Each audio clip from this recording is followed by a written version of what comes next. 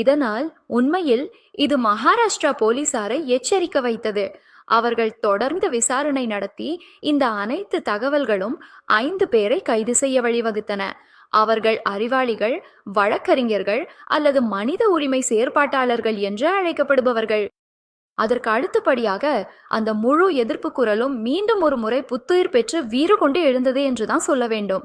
ஏனெனில் அவர்கள் அந்த இக்கட்டான சூழ்நிலைக்கேற்ப விழிப்புணர்வுடன் எழுந்து அரசாங்கத்தின் நடவடிக்கைகளை மிக கடுமையாக கண்டித்து மக்களின் எதிர்ப்பு குரல் இங்கே திட்டமிட்டு அடைக்கப்படுகிறது என்று உரத்த குரலை முழக்கமிட தொடங்கினார்கள். இந்த எதிர்ப்பின் தீவிரம் இப்படித்தான். உதாரணத்துக்கு, மகாராஷ்டிரா போலீசார் சாகேத் மாவட்ட அரசு நீதிமன்றத்திலிருந்து இடைமாற்று காவல் அனுமதி மிக விரைவாக பெற்றுவிட்டார்கள்.